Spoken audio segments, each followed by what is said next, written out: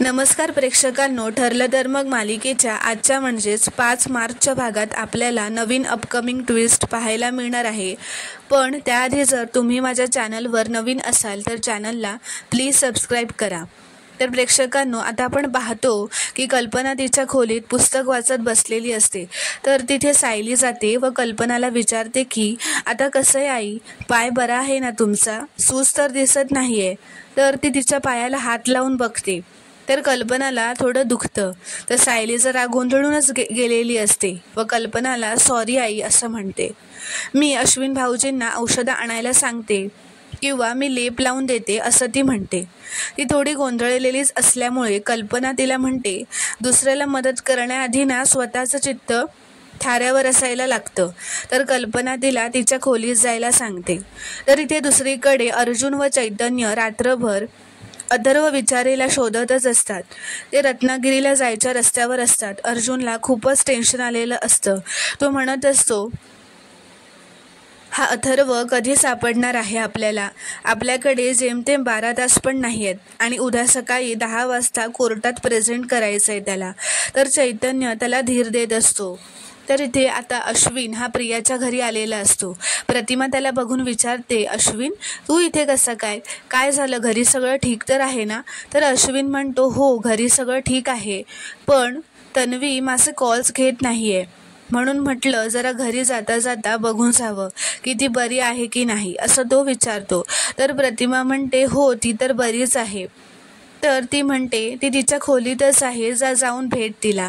तर हे बोलणं प्रिया लपूनच ऐकते व मनात म्हणते हा आता घरी कशाला आलाय, आता काहीतरी नवीन नाटक चालू करायला लागणार असं म्हणत ती तिच्या खोलीत जाते व रडण्याचे नाटक करण्यासाठी डोळ्याला पाणी लावते व बेडवर जाऊन झोपते. तर इकडे सायलीला मात्र खूप काळजी वाटत असते की अर्जुन व चैतन्य काय करत असतील, अथर्व विचारे सापडला असेल का, म्हणून ती अर्जुनला फोन लावते. पण अर्जुन तिचा फोन उचलत नाही. म्हणून चैतन्य त्याला सांगतो की सायली वहिनींचा फोन उचल अर्जुन. तर अर्जुन म्हणतो आणि उचलून काय सांगू त्यांना, अथर्व विचारे जर सापडला नाही तर मी त्यांना तोंडसुद्धा दाखवू शकत नाही.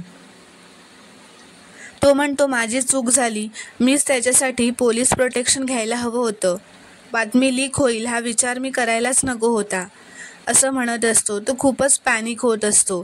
तर चैतन्य त्याला समजावून सांगत असतो, शांत करत असतो व म्हणत असतो तू शांत हो, मी पोलिसांना फोन ट्राय करतोय. तर इथे प्रियाचा ड्रामा अश्विन समोर पुन्हा चालू झालेला असतो. ती आता त्याच्यासमोर खोटं रडत असते. अश्विन तिला समजावत असतो की सोड ना गं प्रिया, आता दादाचा विषय सोडून टाक, तुझ्यासमोर तुझं आयुष्य पडलंय. तर ती म्हणते कसं विसरू मी हे सगळं, 2दा लग्न मोडलेल्या मुलीकडे वाईट नजरेने बघतात लोक. अश्विन म्हणतो ह्या लोकांचा विचार आपण नाही करायचा. तर त्याला ती म्हणते की पण मी एकटीच आहे, हे तर खरंच आहे ना, माझ्या आजूबाजूला सगळी जोडपी आहेत पण मी एकटीच आहे, माझी साथ कोण देणार मरेपर्यंत, सांग ना अश्विन असं ती त्याचा हात हातात घेऊन म्हणते. तर ती त्याला विचारत असते माझी साथ कोण देणार. तर अश्विन आता काय बोलायचं ते सुचत नसतं. अश्विन विचारच करत असतो. तर प्रिया मनातच म्हणते की अरे यार तुला एवढी हिंट देते ती घे ना आणि म्हण मी आहे तुझ्यासाठी. तो काहीतरी बोलायला जाणार असतो तेवढ्यातच तिथे प्रतिमा त्यांच्यासाठी कॉफी घेऊन येते. तर प्रिया मनातच म्हणते हा अर्धा मेंदू नेहमीप्रमाणे नको तिथे टपकला. तर अश्विन म्हणतो नको आत्या मला कॉफी नकोय, मी तर घरी जाता जाता तन्वीला भेटायला आलो होतो, येतो मी असं म्हणत आता तो घरी जायला निघतो व तन्वीला म्हणतो की तन्वी काळजी घे. तर आता इकडे दुसरीकडे सायली ही अर्जुनची वाट बघत घरात उभी असते. तर प्रताप व विमल कल्पनाला घेऊन खाली येत असतात. तर आता कल्पना व प्रताप सायलीकडे बघतच असतात. कल्पना प्रतापला म्हणत असते काही झालं नसेल ना, ही मगापासून खूप चिंतेत दिसते आणि अर्जुनही अजून आलेला नाही आहे.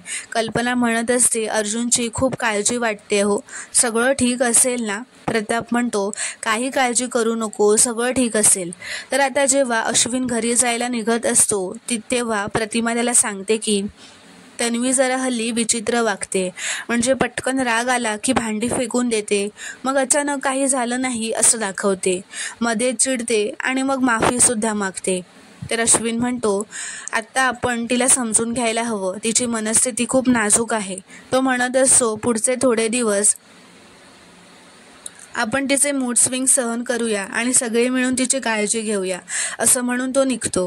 तर आता अर्जुन व चैतन्य दोघांचा फोन हा बंद झालेला असतो व गाडीत त्यांच्याकडे चार्जिंगचा कॉर्ड नसल्यामुळे त्यांना आता टेन्शन आलेलं असतं.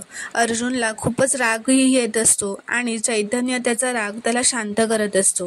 तर इथे दुसरीकडे प्रिया ही रविराजची वाट बघत उभी असते व म्हणत असते की मी इथे मस्त माचीसची काडी घेऊनच उभी आहे आणि शेकोटी गायबच आहे. कधी येणार आहे हा रविराज? तर आता प्रिया तिचं नाटक चालू करते व रडायची ॲक्टिंग करते रविराजला बघताच. तर आता रविराजला विचारतो, काय झालंय? तो म्हणतो, अच्छा, आज कल्पना आणि प्रताप येऊन गेले म्हणून तुला त्रास झाला का? तर तन्वी म्हणते, नाही बाबा, मामा मामी तर तिला सायलीला बघून सुद्धा घेत नाहीत, पण आपल्याच घरातून सायलीला एवढा स्ट्रॉंग सपोर्ट असेल तर ती शेफारणारच ना. तर रविराज म्हणतो, आपल्या घरातून म्हणजे? तर ती म्हणते की आईचा सायलीवर जीव आहे हे माहितीच आहे, पण इतका की ती आता माझ्याकडे दुर्लक्ष करून तिच्यासोबतच व्हिडिओ कॉलवर दिवसभर बोलत असते. ती त्याला खोटं सांगत असते की दुपारी मी म्हटलं आईच्या मांडीवर डोकं ठेवून झोपावं तर ती व्हिडिओ कॉलवर सायलीशी बोलत होती. परत मगाशीही ती परत व्हिडिओ कॉलवर तिच्याशी बोलत होती. आता ती प्रिया नाटकच करत म्हणत असते की मी मुलगी म्हणून कुठे कमी पडते ओ बाबा? ज्या मुलीने माझं आयुष्य उद्ध्वस्त केलं ती माझ्या आईच्या इतकी जवळ का आहे? तर रविराज म्हणतो, तू इतकं मनाला नको लावून घेऊस आणि प्रतिमाने मुद्दाम तुझ्याकडे नसेल दुर्लक्ष केलं. तर प्रिया म्हणते, पण ती सतत सायलीशी बोलत असतेच ना बाबा, त्याची काय गरज आहे? सायली आपल्याला आवडत नाही हे तिला माहिती नाही आहे का? त्याचा काहीच फरक पडत नाही का तिला? ती म्हणते, माझं सोडा, तुमच्या मनाचा तरी विचार करायला हवा तिने. तर रविराज म्हणतो, मी बोलतो तिच्याशी, तू स्वतःला त्रास नको करून घेऊस. तो तिला म्हणतो, आता तू पटकन जाऊन झोप, खूप रात्र झाली आहे. तर आता रविराज तिथून गेल्यावर प्रिया म्हणत असते, आता हा किल्लेदार त्याच्या बायकोला सरळ करेल आणि मग मला काहीच करावं लागणार नाही, असं म्हणत ती खूपच मनातूनच खुश होत असते. तर आता सायली मात्र खूप काळजी करत असते, कारण आता अर्जुन व चैतन्याचा फोन हा स्विच ऑफ झालेला असतो. तिच्या मनात खूप प्रश्न येत असतात. तर आता कल्पनाही झोप येत नसल्यामुळे ती उठून बसते. ती अर्जुनला फोन लावत असते. तिला अर्जुनची काळजी वाटत असते. प्रताप तिला म्हणत असतो, तू का काळजी करतेस? येईल तो घरी, त्याचं काम झालं की तो येईलच. तर प्रताप म्हणतो, अर्जुन का आला नाही या प्रश्नाचं उत्तर फक्त एकच व्यक्ती देऊ शकते. तिच्याबरोबर बोलायची तुझी तयारी आहे का? तर कल्पना म्हणते, अजिबात नाही. ती म्हणते, आपण खाली जाऊन बसूयात का? म्हणजे अर्जुन आला तर आपल्याला कळेल. तर प्रताप म्हणत असतो, म्हणजे परत तुझा पाय दुखणार जिने उतरताना. तू नको, मी खाली जाऊन बघतो, तू आराम कर, इथे काळजी घे. तर कल्पनाला काही चैन पडत नाही म्हणून ती सुद्धा खाली जाते. तर आता सायली दारातच अर्जुनची वाट बघत उभी असते. तिथे प्रताप येतो व कल्पनाही बाहेर आलेली असते तिच्या खोलीतून. तर इथे दुसरीकडे रविराजच्या खोलीत येतो व प्रतिमाला म्हणतो, मला असं कळलंय की तू हल्ली सायलीशी खूप वेळ बोलत असतेस. तर प्रतिमा म्हणते, खूप वेळ नाही, पण बोलणं होतं आमचं. तर रविराज म्हणतो, पण काय गरज आहे? त्या मुलीमुळे काय घडलंय हे माहिती आहे ना तुला? की आता सायलीवर इतकं प्रेम वाढलंय की स्वतःच्याच मुलीचं दुःख देखील विसरलीस तू. तर ती म्हणते, अहो, पण सायलीमुळे काहीच घडलं नाही आहे. आता तन्वी स्वतः दुःख स्वतःचं वाढवून घेते, तर आपण काय करणार? तर ती सायली आणि अर्जुनच्या विचारातून बाहेरच पडत नाही आहे. तर रविराज म्हणतो, ती पडत नाही आहे की तू तिला पडू देत नाही आहेस. तो म्हणतो, तन्वीसमोर तू सायलीशी एवढं बोलत राहिलीस तर कशी विसरेल ती? तर प्रतिमा म्हणते, अहो, सायलीवर माझा जीव आहे, याचा अर्थ असा नाही की मी तन्वीवर प्रेमच करत नाही. रविराज म्हणतो, बास आता, मला आणखी वाद घालायचा नाही आहे. तो म्हणतो, तुला तन्वीचं मन कळतच नाही आहे तर काय करणार? पण एक लक्षात ठेव, जो माझ्या मुलीचं मन दुखावेल ना त्याला मी कधीच माफ करणार नाही, मग ती तू असलीस तरीही, असं म्हणून तो तिथून रागातच निघून जातो. तर इथे दुसरीकडे आता कल्पनाही जिन्यावरून खाली आलेली असते. पण त्या दोघांनाही आता सायलीला डायरेक्ट अर्जुनबद्दल विचारायला जमत नसतं.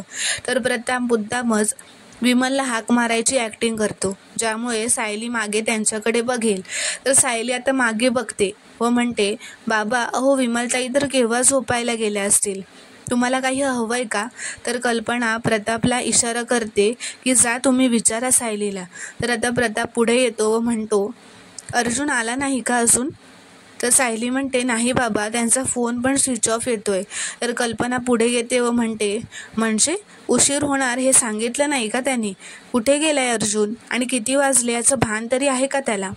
तर सायली म्हणते, आई तुम्ही शांत व्हा, हे एकटे नाही आहेत, चैतन्य भाऊजी आहेत त्यांच्यासोबत आणि फोनची बॅटरी गेली असेल म्हणून स्विच ऑफ येतोय.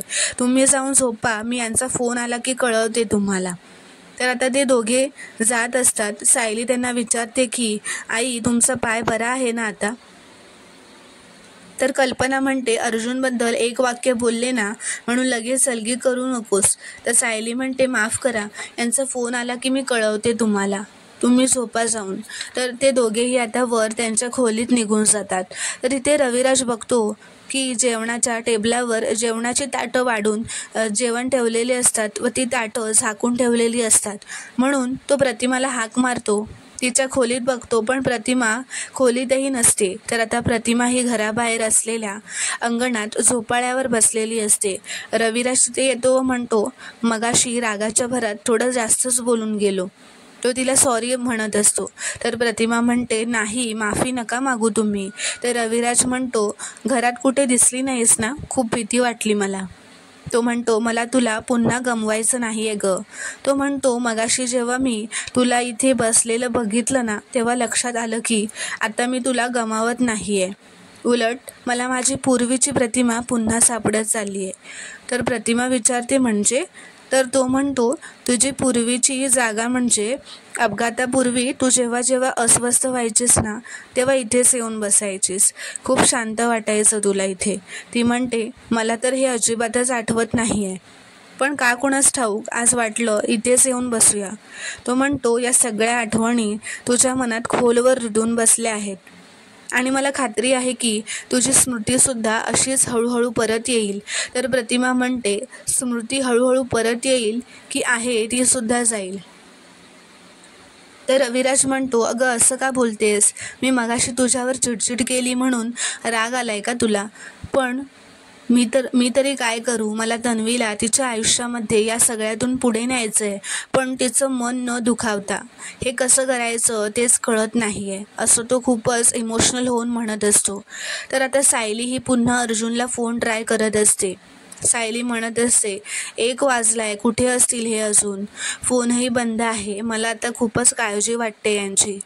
तर प्रेक्षकांनो, पुढील भागात आपण पाहणार आहोत की आता सायली सकाळी उठून देवी आईकडे प्रार्थना करत असते की देवी आई हे सुखरूप असू देत, माझी भक्ती जर खरी असेल ना तर आज यांना यश मिळू देत. तर इथे अर्जुनला अथर्व विचारे हा सापडलेला असतो.